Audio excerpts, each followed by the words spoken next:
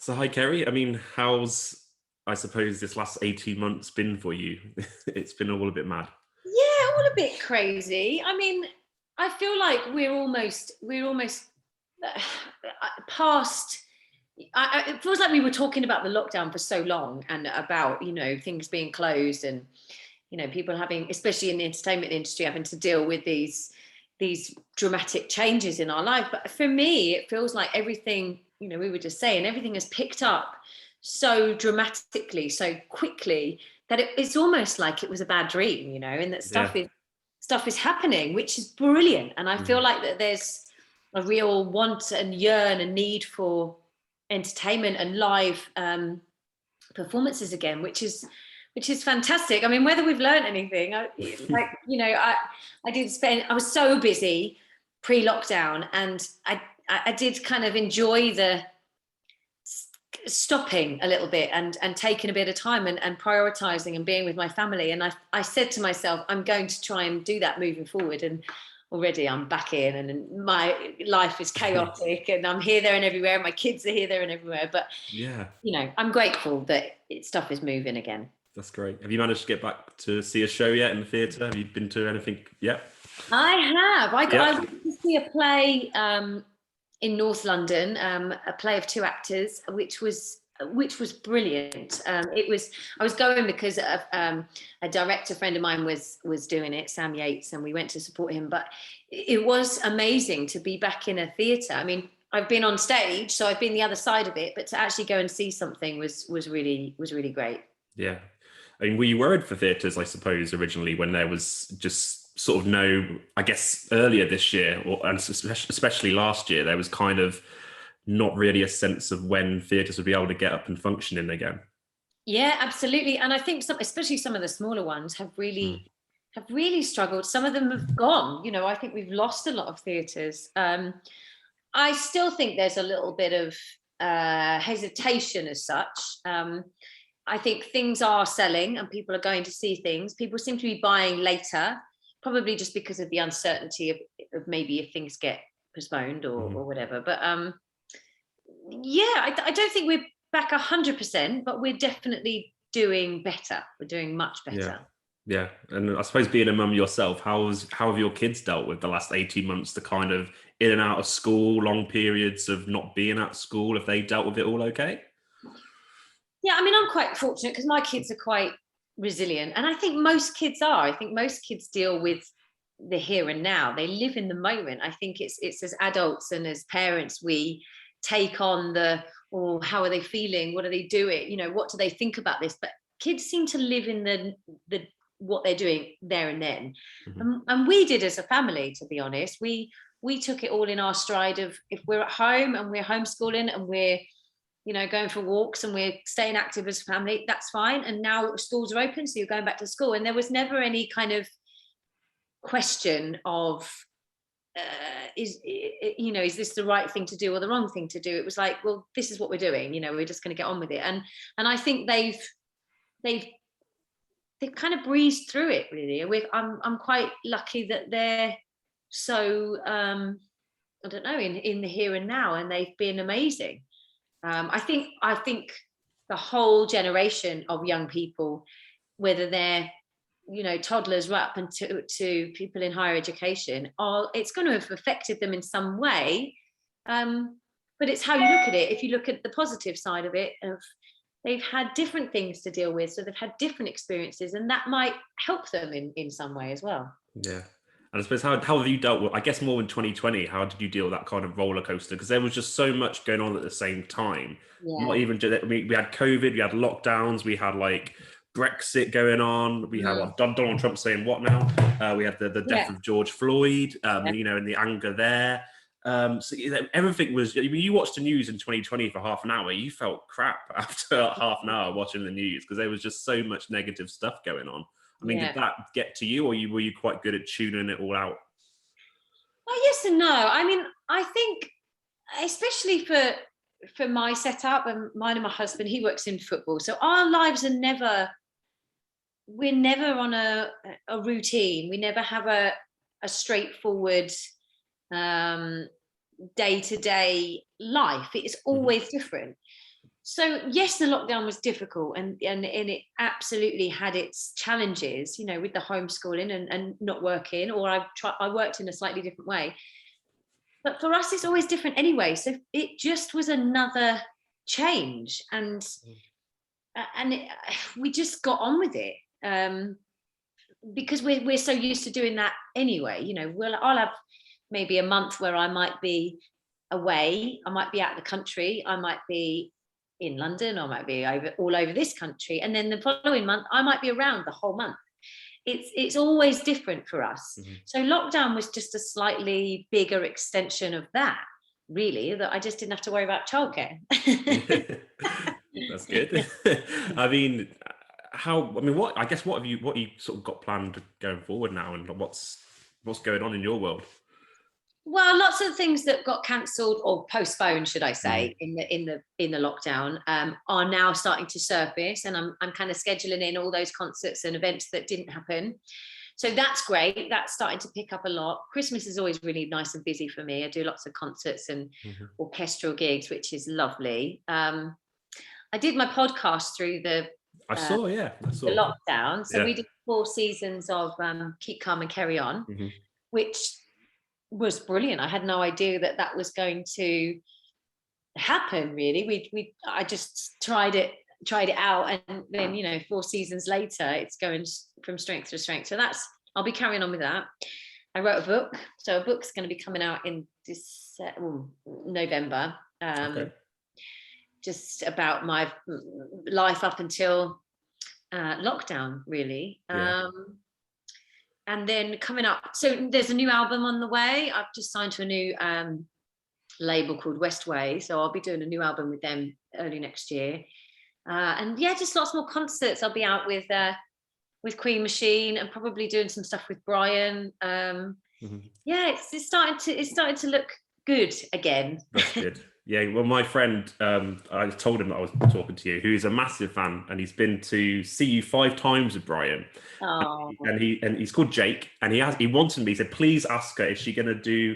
I've forgot that. I can't remember the name. Is it the acoustic by candlelight stuff? Oh, yeah. He said it was amazing, and he said, is there any chance of you and Brian doing that again? Well, I mean, I think there's definitely a chance of us doing something. I mean, I know they've got their big Queen tour next year. But we did have a tour penciled in for November, but it can't work. It can't work out this time. But we will definitely do something, but what it will be, I don't know. The acoustic by candlelight was amazing. We did it a couple of times, but we always like to create new things and do new performances. So there's always an element of that in our show now, but I mean, who knows? I'm sure we will get out there and do something. We started before the first lockdown, we were in the studio working on some new music. So that might come to fruition, and we might tour that maybe. Great. I mean, what's it like working with Brian May? It must be absolutely incredible. Because how long have you known him for now? Because you must be going quite a way back now. Yeah. So we met in 2002. So nearly 2 years, I guess. Yeah. I mean, he's kind of almost part of the family, really. And he's been part of half my life. I'm like 42 now, so he's been around for a long time and very influential in my life. So he's, like I said, he's like an extension of the family. We've collaborated for a long time. He's been quite a mentor over the years, taught me a lot. But yeah, he's amazing. He's Brian May. He's a rock star. He's amazing. Were you a big Queen fan? Yeah, my dad was. I mean, who isn't? I think Queen music is in everybody's life, whether they like it or not. I think it's almost part of our history. It's not a case of. I mean, I wasn't really old enough to go and see them as such. I'm gutted I never got to see them with Freddie. When I was growing up, while Freddie was alive, I wasn't quite old enough to be going to gigs and stuff. So I kind of missed that opportunity, but I was very aware of their music. And then obviously, as I started to work with Brian, I mean, I'm a huge fan now. More of a supporter, I guess, now. Yeah. Did you see the movie of Bohemian Rhapsody? I did see the movie. Did you enjoy it? I did. It was really strange for me to hear the actor that played Brian. Right. Sounded so much like him. It was Oh, kind of really? strange, and his mannerisms were so familiar. It was so strange, but the film was great. I thought it was really well done, and it deserved all the kind of excitement and press and support that it got, because it was great. It was really great. Yeah. And obviously you've been involved in many amazing musical shows and performances. Is there a show or a character or even a song that out of all that you've done that you sort of hold dear to you perhaps a little bit more? Oh, all of them. I mean, all of Yeah. them, because they take over your life for that period of time. So they're all incredibly important. When you're doing a show for a year, it becomes so much of your life. It becomes so much a part of who you are and what you're doing. And they're all special. I mean, obviously, Rocky, we had an amazing time. We all felt like rock stars. We were hanging out in London. We were young. We were singing rock songs to packed standing ovations. It was incredible, a lot of fun. But then other things like Les Mis was a joy. Cats was brilliant. Wicked, obviously. They're all really important, and they all mean so much. It's another reason why I wanted to write the book, because I wanted to write about all those experiences that I'd had while I can still remember them, and make sure that I could document it down now while it's still kind of in my mind. Yeah. Was it ever like a sort of first pinch me moment, like for you, like it's happening kind of thing?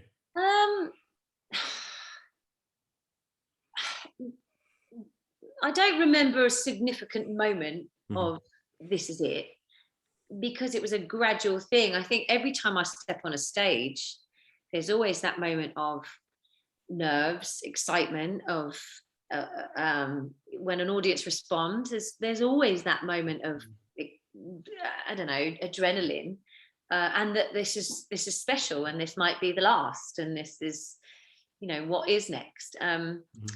But I mean, My Fair Lady was the first West End show that I did, but I don't know if there was that movie moment of the penny dropping kind of thing. I don't think that it happened like that. It was more gradual. But yeah, I mean, that was an amazing show to be part of. And what year was it that you did Wicked? What year was that? So I opened it in 2007. I think they just had their 15th anniversary, I think. Yeah. So yeah. And did you know back then how successful the show would be? Did you expect it to sort of still be running now? No, we had no idea. I mean, when I got called up for the audition and they said, Wicked is coming to London, I didn't even know it. I didn't even know the show. I knew it was on Broadway, but I didn't know the music. I knew that it was something that was a pretty big deal on Broadway, but I didn't know anything about it. So when I got the call, I then bought the CD at the time and listened to the tracks, the 12, main tracks, and started to get to know the show. But no, we had no idea. And also, sometimes things that are a big hit in America don't always have the same reaction here. But I think we knew when the show opened, it was going to be quite a big deal, just by the response and by the hype and the excitement around the show. We definitely knew it was something that was going to be interesting, but I didn't know it was going to last for 15 years. I didn't have a clue. Yeah. And it's got I didn't realize how huge, like, some of the diehard Wicked fans that you see there. Like, I've been a couple of times to see Wicked, but like, you sort of hear conversations sometimes, people that have been like their 20th time or something, and they're signing everything, and they go to every opening night of a new cast or something, and they're always there. Wicked does create a community for people. It really does. I mean, there's various people that I know that say, "Oh yeah, we met on Wicked, and we now have been friends for 20 years, 15, 10 years, whatever it is, and we, For Good's our song," and they have real connections to the show. It does open up this community. I don't know what that is. I don't know where that comes from. I don't know why that is, but it definitely has a community about it, which is really nice to be part of. Yeah. Isn't there, I don't know if it's a rumor or like it's definitely a Wicked movie? Is it like definitely happening? No, absolutely. Yeah. I mean, it's been rumored for 15 years, but it definitely is coming. Right. Yeah. do they don't announce like a cast or anything yet, have they? I don't think. No, they No. haven't. It keeps Right. getting put back. So I Right. don't, Right. All we know is that James Corden will probably be in it. probably. Probably be Alphabet. Yeah, it could be. Could well be. Don't know who he'll be, but they'll fit him in somewhere. Yeah. Yeah. I mean, one thing I didn't want to talk to you about. I mean, you went on. It was probably quite a big risk for you to go on The Voice and try that out, right? And I remember the audition well. Like, was there something that you wanted to prove or take that risk to try and do? Because arguably, you've got a better voice than some of the most of the judges have. But like, so, I mean, what was the thinking behind that? Because you're already an established star, before you went on that. I think exactly that. I mean, it was the first year The Voice came to London. And I got a call up from the producers basically saying, would I go on the show? Would I just go on the live show? And I thought, well, I've got nothing to lose here. I mean, I'd done a bunch of shows. I'd had a record deal. I'd toured. I'd done a lot of concerts. And for me, my career has always been about trying new things, opening different doors, trying new avenues. I'm not one of those people that just does musicals. I do a bunch of stuff. I do voiceovers and my podcast and concerts and musicals and music. And so for me, it was just an opportunity. And I didn't really think too much other than that. I mean, I'd never really kind of thought, I want to go for the X Factor, or I want to go for Britain's Got Talent, because that wasn't on my radar. But I thought, well, The Voice is something new. I get to go and sing to the nation, and why not? I audition for a living. That's what I do, and the fact that I've just got to do it in public, why not, take that risk? And that was it. It wasn't really much more thought through than that. It wasn't premeditated as such. The irony is that it got so much attention, and it got so people still talk about it now. This is, what are they in their 10th year, something like that? Something like that. And people are still shocked by it now, which it makes me laugh, really, because it was such a fleeting moment. And ironically, it did a lot of.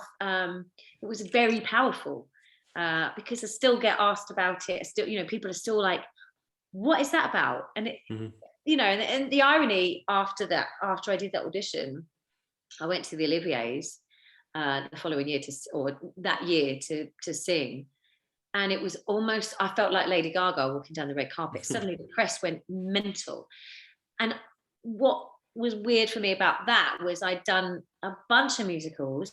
I'd done lots of high profile gigs before that, and they weren't that bothered. The minute I went on The Voice for one like 30-minute clip, not 30-minute, 30-second clip, the paparazzi went mental. I was like, what is this all about? What is this what is this about?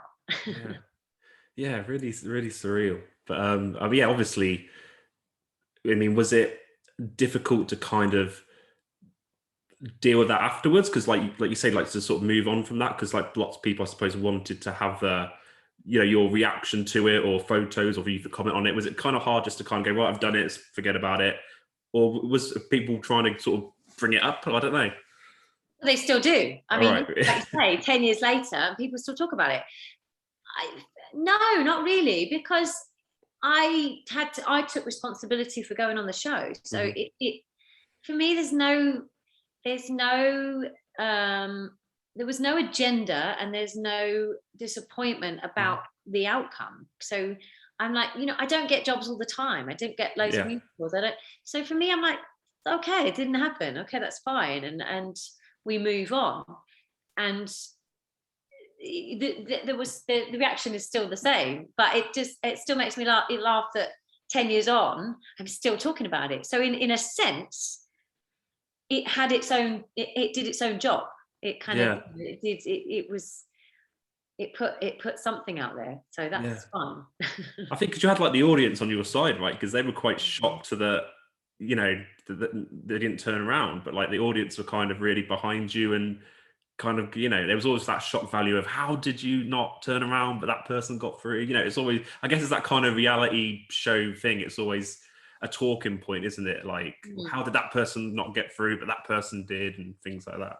Yeah, I think what it did do was pave the way for other people in the arts to go up for these reality shows. I think because lots of lots of performers since then have gone on and have done, you know, some have got through, some haven't, and I think that was good. It opened a bit of a door and went, it's okay for us to do these things. You know, this is the way.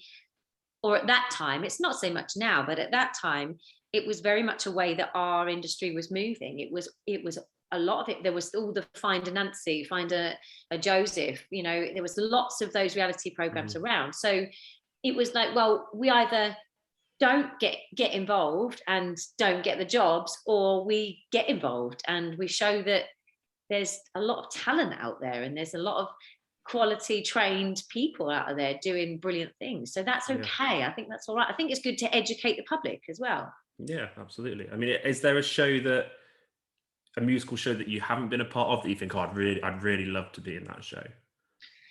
Yeah, it becomes less. It's there's a bunch of musicals that I'd love to do. I mean, things like Evita and Sunset Boulevard and Gypsy and those kind of things. But I think at the moment, because I'm so busy doing other things, and I've done musicals for a long period of time, and I know the commitment that they take. I know that you give your life to them, and I've given my life to them for a long time, that it's not as on my radar now as it used to be. A show has to now be very right for me, and tick a lot of boxes for me to consider it. Whereas before, because I didn't have any commitments, I didn't have a family and you know, other commitments, so I could be a bit more free with my choices, whereas now it's a little bit more different. It's a bit more difficult for me to commit to something like that, because if I was to do a show on a whim, you know, I'm not going to see my kids for a year, so it's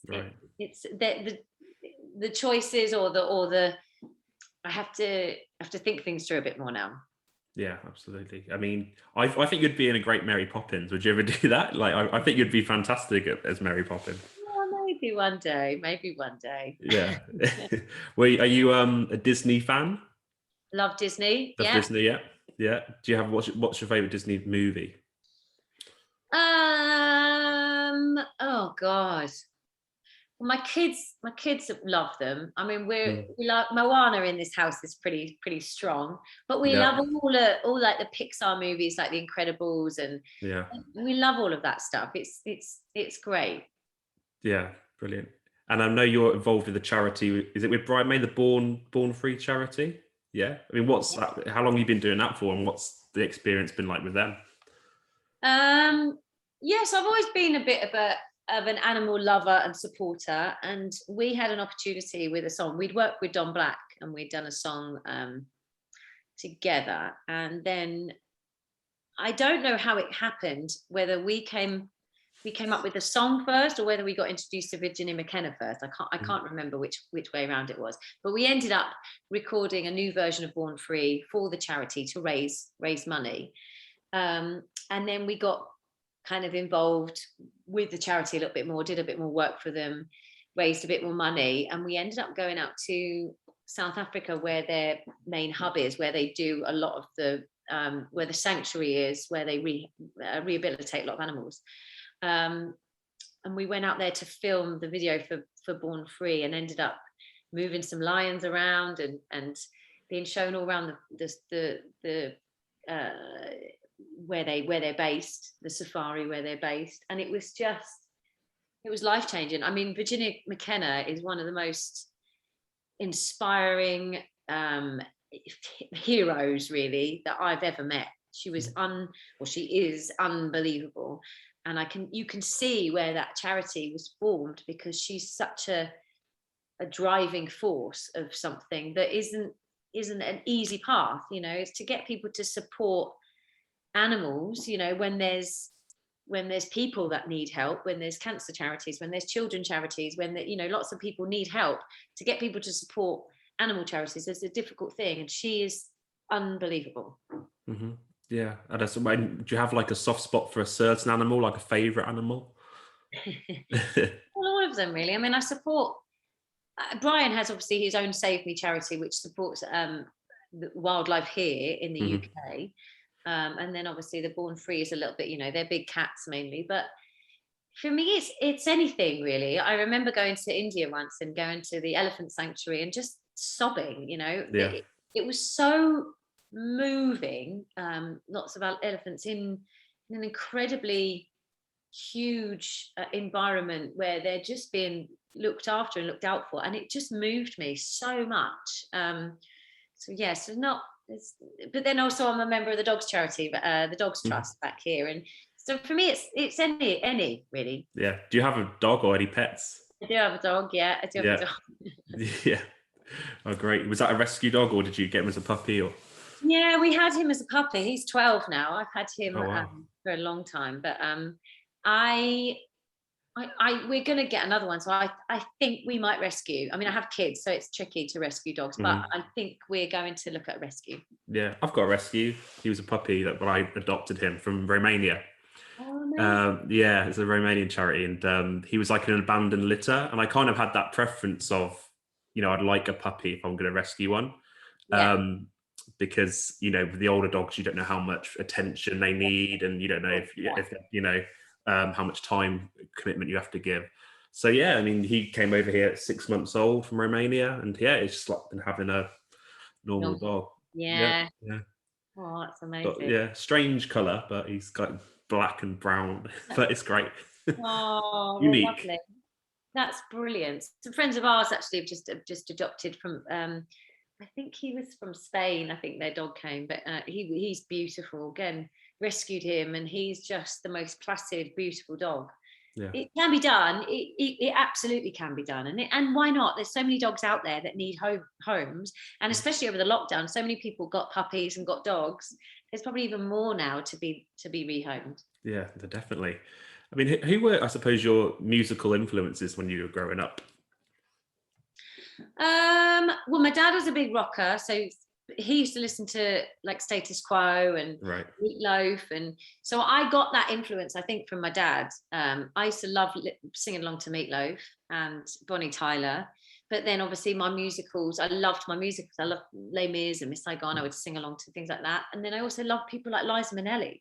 So I had this real eclectic kind of love for music. I loved just listening to the chart show on a Sunday and recording and on cassette and getting rid of all the adverts and Yeah, there's a skill to that, isn't there? It's like when before a song finishes, before the getting guy rid of starts the talking. talking, Yeah. but music is it's eclectic for me. I can appreciate most styles of music. I just love having music on. I like just hearing different music for different times of the day or for different moods, or Yeah. it's so powerful. Do you have a favorite gig that you've been to? I went to the Foo Fighters Okay. at Wembley, which was pretty powerful. I love the Foo Fighters, and I remember going to see them live at Wembley with a bunch of friends, and Brian was playing. Actually, he got up and guested with them, and it was just electric. And obviously, seeing Brian play with Queen and Adam Lambert, that was amazing. Watching him do his thing was great. It was pretty cool. Yeah. Are there any I don't know, books or films, I suppose, that you feel like would make a good musical? Yeah, I mean, I was always waiting for Moulin Rouge. I was like, why Yeah. why haven't we had Moulin Rouge the musical? And that's coming, which is great. I think the new shows like I think A Star Is Born would make a fantastic musical. And also like the Elton John Rocket Man. I mean, Rocket Man, yeah, that it's a is great film. crying out to be a musical. Yeah. They're doing it so well. They're making these kind of movie musicals so brilliantly that they're set there to go on stage, I think. Yeah. I always thought, you ever seen the film Hook with Dustin Hoffman? Yeah, I yeah. always thought that'd be an amazing musical, but Really great. But kids are yeah. expensive. They have to have lots of teams. Oh yeah, that's the thing. I mean, you've got your new book coming out. What's the title called, and what out in November? You said next month. Yeah, it's on pre-order. It's on Amazon pre-order, and Mhm. we've got a little tour going out. I think in November. I start Mhm. doing a few out of the Waterstones I'm going to do a little tour of them, go and do some signings and stuff. Right. It's called Bumpkin to Broadway, Nice. and it's basically just my story, really, because lots of people know the Wikipedia story of my show career and stuff. Yeah. But people don't really know the other side and what goes on alongside that, the human element to it. So I wanted to write about that, and I wanted to share that in my words. And mainly for me, it was about documenting what's happened over the past 42 years before I forget. I wanted to be able to kind of move on to the next chapter, and lockdown seemed a perfect stopgap. One, to sit and do it, and two, to kind of, it's almost like act one and act two, what's going to happen in the next 40 years. So yeah, it was interesting, and people that have read it, my family have read it, and a couple of friends have read it, and some independent people have read it, and they found it interesting. So I'm kind of hoping that other people will too. It's a strange thing suddenly sharing your story though, because I think in the industry, like when I go and sing my songs and do my concerts or whatever that is, I can share what I want to share. But I think when you write a book, you have to be transparent, you have to be open and honest. And that's, for me, was a bit strange to start opening up about that and talking about my family and talking about my friends. And that's quite vulnerable, because it's part of me that if I'm doing me, that's fine. I can talk about me, and that, for me, it's a commodity. But to suddenly open up and share that and tell their stories as such was strange. Yeah. I mean, were you quite nervous about your family reading it? Yeah, I was. Yeah. Yeah. I mean, there's nothing in there that, there's no big like scandal or anything, but suddenly you're telling your thoughts and feelings about family members and about the relationships and my journey. So my journey was very much influenced by my family and my friends and what happened to me along the way. So that's you're almost taking responsibility for sharing other people's stories. So that's quite a responsibility. Yeah. But did you find the whole writing experience quite, I suppose, therapeutic? Yes and no. Yes. I mean, it's weird telling your own story because you know it. So it's like it's strange to put all that down because you just think, oh, this is boring. This is boring to people because you know it, you've lived it. But then when other people read it and they're like, I had no idea about that, you meeting that person or you doing that, or these guys do it. It's interesting for people, I think. Yeah. And I suppose, did you have like, when you were younger, sort of in your teens, getting into early 20s, I hear from like different actor friends and actresses that sometimes it can get a bit competitive and they can be a bit catty, I suppose. Sometimes did you have to deal with much of that when you were younger, or was it all relatively okay? Because I guess social media wasn't like too bad at that point, trolling and stuff. Thank God we didn't have it. I mean, I don't know how I would have felt being in our industry with social media, being a young person. I think it's hard. I think, I mean, I was quite lucky. I was from a very supportive, stable upbringing. So I had that support. And I think even if you have that now, that constant comparative thing in your hand, like constantly, I think is tough. I think it's really difficult. And the information that's constantly coming out of who's doing what, and that must be really difficult to deal with. I'm glad in a sense that I wasn't part of that, but now I have to think about what's going to happen with my kids coming into that. Yeah, because I think on Instagram it's just, I don't know, it's just this I think especially for women, it's like there's that comparison of other people, isn't there?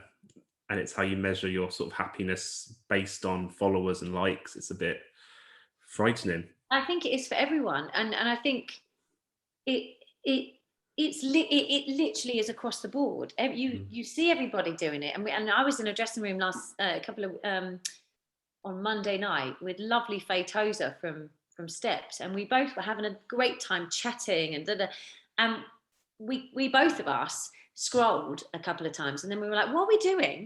Put it down for no reason. It draws you to it without you even thinking about it or knowing or wanting. You're drawn in, and it's almost like just habit. We're all in the habit of it. Yeah. Even now I try and have a walk and deliberately leave my phone at home or in the car. But even self-consciously, you go for your pocket to get your phone out. Yeah. And it's like, what am I doing? Like, I know I know where my phone is, but I'm still 15 minutes in and feel like I need to have a quick look at my phone. Yeah.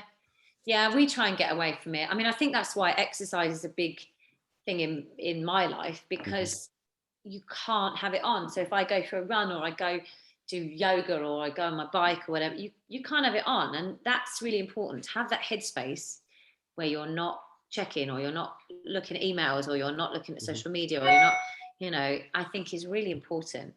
Yeah.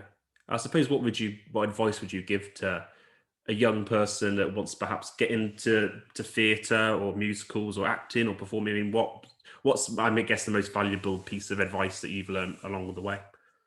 Apart from put your phone down. Apart from put your phone down, yeah.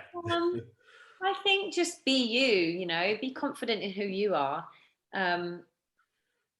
Because I think especially when you're younger, you're quick to compare yourself. You're quick to look at your insecurities. And when you look back as an older person looking back on your younger self, you see all those positive things. There's lots of times when I was at college or whenever, and I'd be like, oh, I wish I was thinner, or I wish I was, prettier, or I wish I was this, and I look back and I go, what was I thinking? I look great. Why did that consume me so much? So I would say, just be you, be confident in who you are, enjoy being young, enjoy that time, challenge people, don't always just take what is written in front of you, challenge it, and make choices that you want to do, be confident in what you want to do, and don't be frightened to dream big. I think don't be satisfied. Look forward, dream big, and go get it, because it can happen. Great. Well, thanks so much for that, Kerry. And I'm looking forward to reading your book out next month. I'll be sure to check that out. What was it? Bumpkin to Broadway. Bumpkin to Broadway, yeah. Yeah, I'm looking forward to that. And obviously, with the podcast of Shapes of Stories, we're all about different stories and different shapes and sizes. So I just wondered, is there a story, whether it be a book when you were younger, or a book as you've grown up, or a show, a film, or someone's inspirational in your life's story? Is there a story that you sort of hold dear to you, or that inspires you? I mean, there's lots. I guess I wasn't a very good reader as such when I was younger. I found it, I mean, I don't think I was dyslexic, but I didn't find reading easy, and I would be quite slow and get frustrated, and I couldn't read out loud. So I found that quite difficult. But one book that I did inspired me, and I loved, and I was just a bit obsessed with, was The Lion, the Witch and the Wardrobe. And whether that's because of that fantasy element of, going through the wardrobe and going into a different world, and all the fantasy and the magic about it sparked something, I don't know. But that really hit a nerve with me when I was younger. I read it over and over again. I loved it. I loved the escapism. And maybe that was something that was inspiring a career for me, about becoming part of that journey for people to escape for a couple of hours or for a moment. So probably that book, I think, was the most influential. Brilliant. And I'm sure your book's going to inspire lots of people as well going forward into their careers. And I'll be sure to tell Jake to look out for something that you and Brian are going to do in the future, even if it isn't acoustic by candlelight. It'll be something amazing. Something. Yeah. Well, thanks so much for joining us, Kerry. It's been a pleasure to talk to you. Thanks for having me. Thank you.